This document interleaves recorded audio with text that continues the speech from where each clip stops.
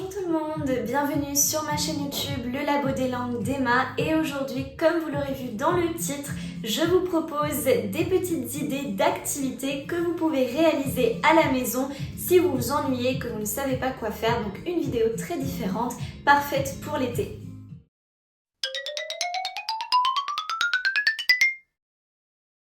Alors la première activité que je vous propose, vraiment une activité relax, détente ou même après le travail, voilà, après un moment de stress, de pression intense, eh bien je vous propose ces petits livres de coloriage. Alors vous allez en retrouver énormément sur des thématiques très différentes. Vous allez en retrouver dans presque toutes les librairies, même les grands commerces comme Cultura, Fnac, pour n'en citer que quelques-unes.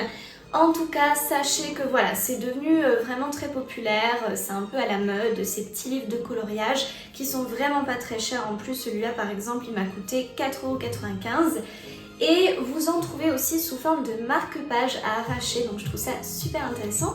Et celui-là, donc en fait, ce sont plein de petits chats, parce que moi je suis assez fan des chats. Et du coup, voilà, vous avez plein de coloriages en fait qui sont très travaillés, très détaillés. Donc croyez-moi que juste un petit dessin, ça peut vous prendre beaucoup de temps. Par exemple, vous voyez celui-ci. C'est des dessins qui vont vous relaxer, vous détendre, donc c'est parfait quand vous êtes un peu stressé.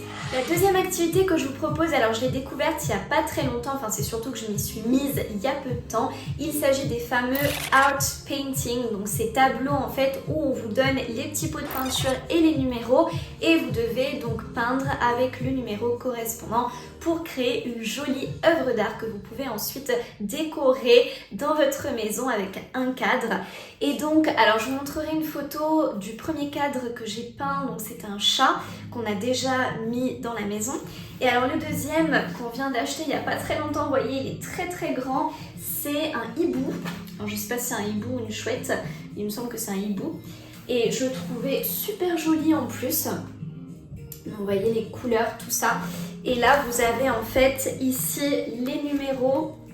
Donc tous les petits pots de peinture avec les pinceaux. Donc vraiment, c'est super bien.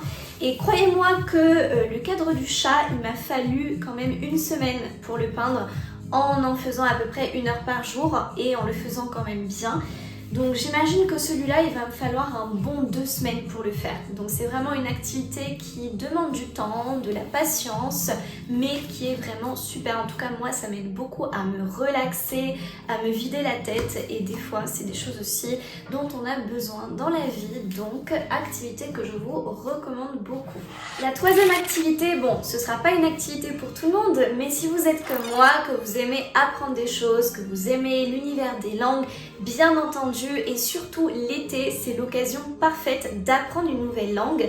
Je sais que là encore, c'est très à la mode d'apprendre les langues asiatiques, le coréen, les langues européennes évidemment, l'italien, l'espagnol. Donc moi, je ne peux que vous recommander, vous inciter à le faire puisque là, je m'adresse surtout aux personnes comme moi, aux étudiants qui ont toutes les vacances d'été devant eux, qui savent pas forcément quoi faire, qui ne travaillent pas forcément et donc qui ont beaucoup de temps à consacrer et qui ont l'opportunité de pouvoir apprendre une nouvelle langue. Donc vraiment, faites-le, c'est super. Et à l'avenir, on n'aura peut-être pas la possibilité de le faire parce que oui, ça exige aussi du temps, de la patience et de la motivation. Mais je ne peux que vous recommander, là encore, de le faire.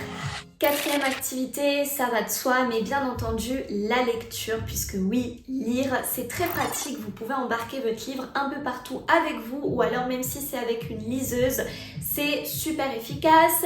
Un livre c'est pas très cher, même si les prix ont augmenté je trouve quand même, mais en tout cas voilà, la lecture c'est une activité aussi que je ne peux que vous recommander. Donc là j'ai surtout des collections de livres asiatiques, lecture asiatique.